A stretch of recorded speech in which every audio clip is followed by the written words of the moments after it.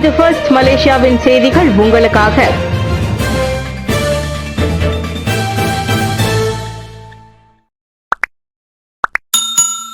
GSF-இல் பங்கேற்க மலேசியர்களை மீட்பதற்கு மலேசியா தயார். இஸ்ரேலிய படையால் தடுத்து வைக்கப்பட்டிருக்கும் குளோபல் சுமார்ட் நுசந்தாரா GSF மனிதாபிமான பணியில் பங்கேற்ற மலேசியர்களை மத்திய கிழக்கில் உள்ள தூதரகங்களின் வழி மீட்பதற்கு மலேசியா தயாராக உள்ளது. GSF-இல் பங்கேற்க ஆர்வலர்களை விடுவித்து திருப்பி அனுப்பவும் நடவடிக்கைகளுடன் உதவ தயாராக இருக்கும் ஜார்டன், துருக்கி, எகிப்து, அல்ஜீரியா உட்பட பல முக்கிய நாடுகளில் உள்ள மலேசியர்களின் அரசு தந்திர பங்காளிகளுடன் நெருக்கமான ஒருங்கிணைப்பை இது உள்ளடக்கி இருப்பதாக வெளியுறவு அமைச்சர் டத்தோஸ்ரீ முகமது ஹசான் தெரிவித்தார். நம்மிடம் 2 வாயில்கள் உள்ளன, 2 அல்லது 3 வாயில்கள் உள்ளன. ஆனால் எளிதான ஒன்று ஜார்டன் வழியில்.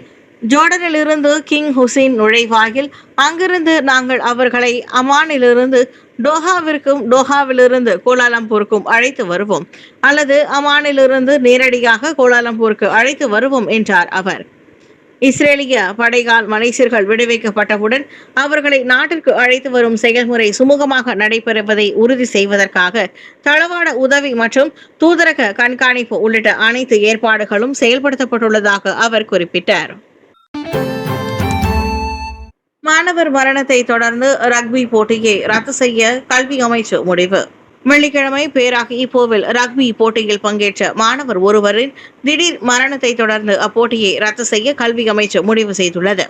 அம்மாணவரின் மரணத்திற்கு மரியாதை செலுத்தும் விதமாக இன்று வரை நடைபெற திட்டமிட்டிருந்த அந்த போட்டி ரத்து செய்யப்படுவதாகவும் அப்போட்டி மற்றொரு நாளில் நடத்தப்படும் என்றும் அறிக்கை ஒன்றின் வழி கல்வி அமைச்சு தெரிவித்திருக்கிறது. போட்டியின் போது மயங்கி விழுந்த அம்மாணவருக்கு பணியில் இருந்த மருத்துவ குழுவால் முதற்கட்ட சிகிச்சை அளிக்கப்பட்டதாக அமைச்சு கூறியது. அதன் பின்னர் மருத்துவமனைக்கு அழைத்து செல்லப்பட்ட அவர் உயிரிழந்து விட்டதாக உறுதிப்படுத்தப்பட்டது. செட்டாங் மேலும் 2 துளையிடும் இருதயவியல் ஆய்வகங்களை அமைக்க KKM திட்டம். ஸ்லாங்கூர் செட்டாங் இருதய மையத்தில் மேலும் 2 துளையிடும் இருதயவியல் ஆய்வகங்கள் ICL-ஐ அமைக்க சுகாதார அமைச்சு KKM திட்டமிட்டுள்ளது. அவை 2026ஆம் ஆண்டு முழுமையடையும் என்று எதிர்பார்க்கப்படுவதாக சுகாதார அமைச்சர் டத்தோஸ்ரீ டாக்டர் ஜுல்கிஃப்லி அகமது தெரிவித்தார். அரசாங்க மருத்துவமனைகளில் இருதய சிகிச்சையை வலுப்படுத்தவும், நாட்டின் முதன்மை உயிர்கொல்லி நோயாக இருக்கும் இருதய நோயை தடுப்பதில் கவனம் செலுத்தவும் இந்நடவடிக்கை எடுக்கப்படுவதாக அவர் தெரிவித்தார். நாங்கள் செட்டாங் இருதய மையத்திலும் அதிகரிக்கவிருக்கின்றோம். நாங்கள் இன்னும் 2 ICL-ஐ சேர்ப்போம். இது 2026ஆம் ஆண்டில் அமைக்கப்படும். 2027ஆம் ஆண்டில் அது செயல்படுத்தப்படும் என்றார் அவர். சுல்தான் இட்ரிஸ் ஷா மருத்துவமனையில் நடைபெற்ற 2025ஆம் ஆண்டு மடானி இருதய தின விழாவில் கலந்து கொண்ட பின்னர் அவர் செய்தியாளர்களிடம் அதனை தெரிவித்தார். சிகிச்சை வசதிகள் அல்லது இருதய பரிசோதனை திட்டங்களை அதிகரிக்க வேண்டியதன் அவசியம் குறித்து கருத்து தெரிவித்த டாக்டர் சுல்கிஃப்லி, செட்டாங், ஸ்லாங்கூர், பினாங் மற்றும் சரவாக் உள்ளிட்ட முக்கிய மருத்துவமனைகளில் கடுமையான சிகிச்சை வசதிகளை வலுப்படுத்துவதன் மூலம் சுகாதார அமைச்சு பன்முக அணுகுமுறையை கொண்டு வருவதாக விவரித்தார். GSF பணியில் பங்கேற்ற 23 மலேசியர்கள் ஓரிரு தினங்களில் நாட்டிற்கு திரும்புவர். கடந்த வியாழக்கிழமை முதல் இஸ்ரேலிய படையால் தடுத்து வைக்கப்பட்டுள்ள குளோபல் சுமூத் ஃபிளாட்டிலா GSF மனிதாபிமான பணியில் பங்கேற்ற 23 மலேசியர்கள் நேற்று இஸ்ரேலிலிருந்து துருக்கி இஸ்தான்புலுக்கு ஒரு சிறப்பு விமானத்தில் அழைத்து செல்லப்பட்டனர். அவர்கள் தெற்கு இஸ்ரேலில் உள்ள ராமோன் விமான நிலையத்திற்கு பயணத்தில் இருப்பதாக பிரதமர் டத்தோஸ்ரீ அன்வர் இப்ராஹிம் தெரிவித்தார். இப்போதுதான் துருக்கி அதிபர் எர்டோகனின் பாதுகாப்பு தலைமை இயக்குனர் டாக்டர் இப்ராஹிம் காலின் மூலம் ஒப்புதல் பெற்றேன். அவர் தற்போது துருக்கி அரசாங்கத்தின் முழு ஒத்துழைப்புடன் இந்த விஷயத்தை நிர்வகித்து வருகிறார்.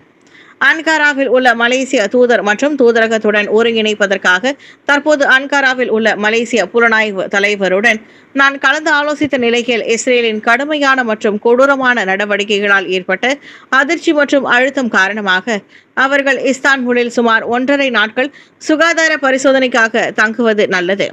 நான் ஒப்புக்கொள்கிறேன். அவர்கள் இன்று இரவு அல்லது நாளை வீட்டிற்கு புறப்படுவார்கள். அதைத்தான் நாங்கள் ஏற்பாடு செய்கிறோம் என்றார் அவர். GSF தன்னார்வலர்களுக்கு விரிவான சுகாதார பரிசோதனைகள் வழங்கப்படும். சுகாதார அமைச்சர் கிரேக்கத்திலிருந்து நாடு திரும்பும் GSF தன்னார்வலர்களுக்கு விரிவான சுகாதார பரிசோதனைகள் மற்றும் தொடர் சிகிச்சைகள் வழங்க மலேசிய சுகாதார அமைச்சு தயாராக உள்ளது. அவர்களுக்கு உளவியல் மற்றும் மன ஆதரவு உட்பட சிகிச்சைகள் தொடர்ந்து வழங்கப்பட உள்ளதாக அதன் அமைச்சர் டாக்டர் ஜுல்கிஃப்லி அகமது தெரிவித்தார். அவர்கள் திரும்பியவுடன் தேசிய மனநல மையம் மூலம் விரிவான சுகாதார பரிசோதனைகள் மற்றும் உளவியல் ஆதரவுகளை தொடர்ந்து வழங்க சுகாதார அமைச்சு தயாராக உள்ளது. அது எங்கள் சேவை என்றார் அவர். சனிக்கிழமை சுல்தான் இட்ரிஷா மருத்துவமனையில் நடைபெற்ற மருத்துவம் தொடர்பான நிகழ்ச்சியில் கலந்து கொண்ட பின்னர் டாக்டர் ஜுல்கிஃப்லி அவ்வாறு கூறினார்.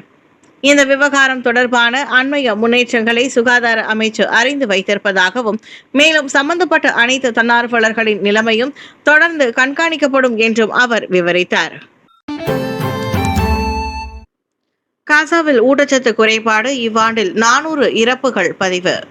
காசாவில் இவ்வாண்டில் மட்டும் ஊட்டச்சத்து குறைபாடு காரணமாக 400 ஊட்டச்சத்து உயிரிழப்பு சம்பவங்கள் பதிவாகியுள்ளன. அவற்றில் 101 குழந்தைகள் என்றும் அவர்களில் 80 பேர் 5 வயதிற்கு உட்பட்டவர்கள் என்றும் உலக சுகாதார நிறுவனம் WHO குறிப்பிட்டுள்ளது.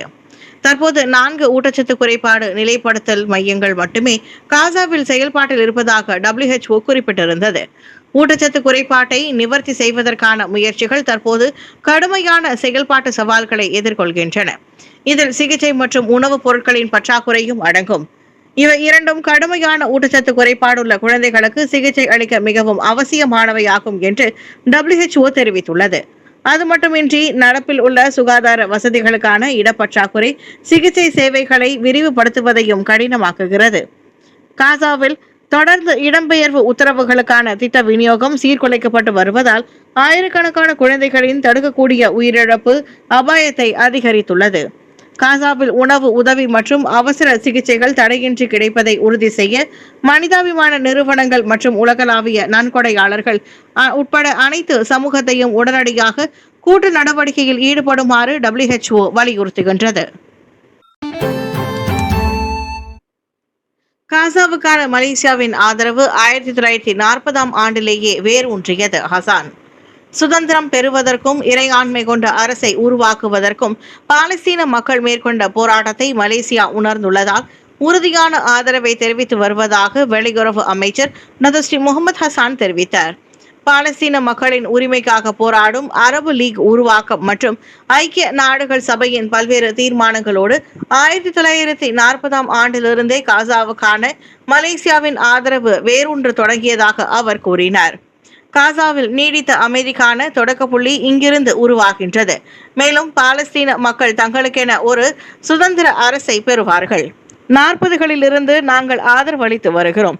காசாவில் நாம் முன்னுரிமை அளிக்க விரும்பும் மிக முக்கியமான அம்சம் என்னவென்றால் குண்டு வெடிப்பை நிறுத்துவதும் மனிதாபிமான பொருட்கள் வழங்குவதும் ஆகும் என்றார் அவர்.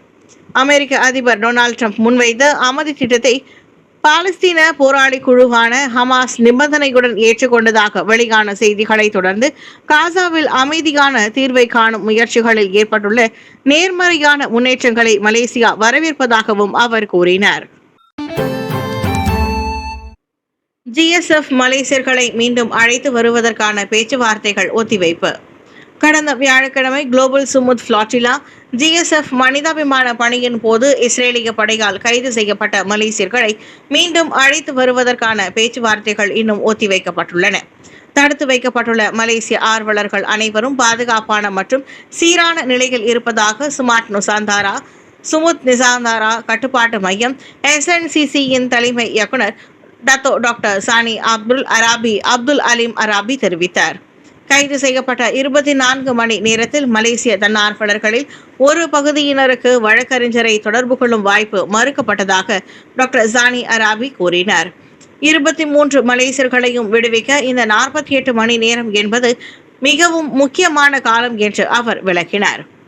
இஸ்ரேலிய ஆட்சியால் தடுத்து வைக்கப்பட்டிருந்த GSF தன்னார்வலர்கள் குழு சுதந்திர பாலஸ்தீனம் என்று கோஷமிட்டதை அடுத்து குறைந்தது 5 மணி நேரம் கைகள் கட்டப்பட்டு மண்டியிட வேண்டிய கட்டாயம் ஏற்பட்டதாகவும் டாக்டர் சானி அராபி உறுதிப்படுத்தினார்.